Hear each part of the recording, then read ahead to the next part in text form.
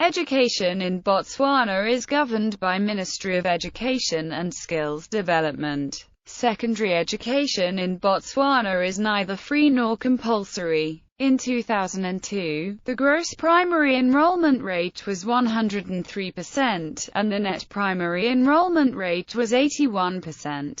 Gross and net enrollment ratios are based on the number of students formally registered in primary school and therefore do not necessarily reflect actual school attendance. Recent primary school attendance statistics are not available for Botswana. As of 2001, 86% of children who started primary school were likely to reach grade 5. In Botswana's education system, girls and boys have equal access to education. Girls, however, are likely to drop out of secondary school due to pregnancy. Botswana made great strides in educational development after independence in 1966. At that time there were very few graduates in the country and very few Botswana attended secondary school. With the discovery of diamonds just after independence and the increase in government revenue that this brought, there was a huge increase in educational provision in the country. All students were guaranteed 10 years of basic education, leading to a junior certificate qualification. Approximately half of the school population attends a further 2 years of secondary schooling, leading to the award of the Botswana General Certificate of Education. After leaving school, students can attend one of the 7 technical colleges in the country,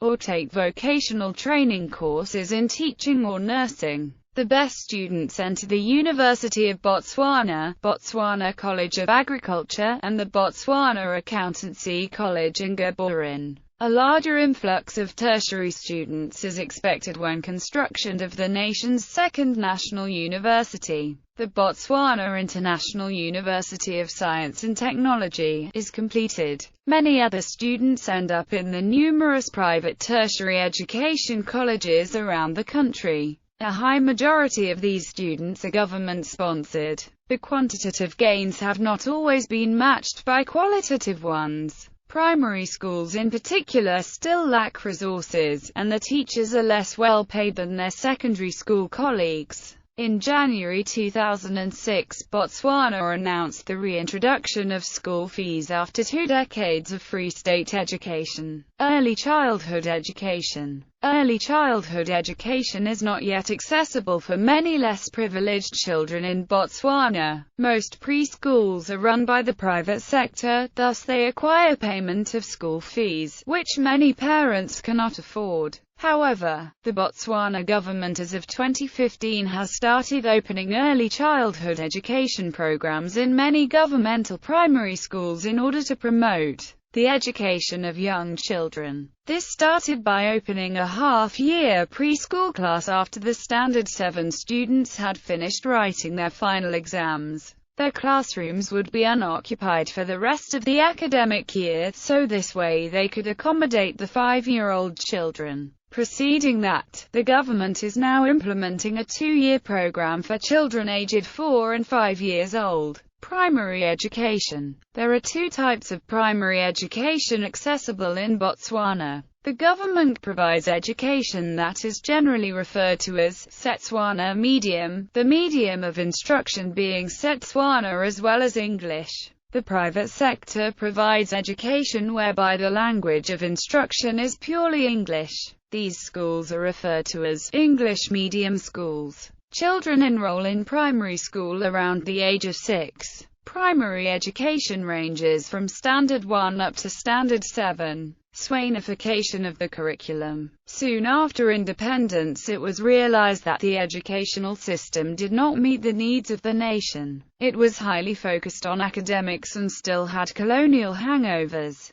Many of the things taught were not relevant to the African context, thus the school dropout rates were high. It was soon realized that change was needed. In 1977 a commission appointed by the government of Botswana published a report on educational reform, Education for Kagisino. As advised in the report, new core subjects were introduced into schools, making the education more relevant for the Botswana The education aimed to be more vocational in order to prepare students for the job market.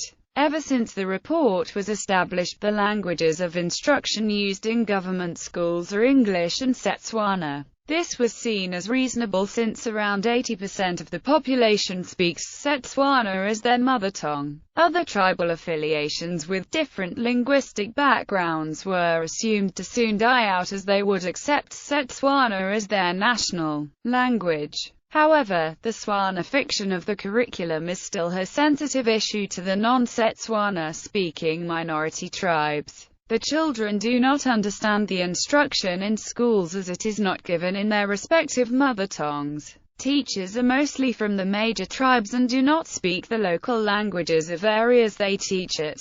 Teacher training does not prepare them for teaching in a different linguistic setting, nor does the curriculum cater for this. Due to the Swanification of the curriculum, not only do children not understand what is being taught, also they feel their culture is not being valued. The Setswana culture is being imposed onto them, not only in terms of language, but also in terms of values and tradition. For example, in Tswana culture it is the order of the day to beat children as a form of disciplining them. This is a normal daily practice at schools as well as at home. Some minority tribes, however, do not apply corporal punishment at home. When the children go to school, they will experience beating which they are not used to, and thus they will be scared away. They will feel disrespected and misunderstood. As a result of the above-described situation, school dropouts rates are very high in the remote areas where minority tribes reside.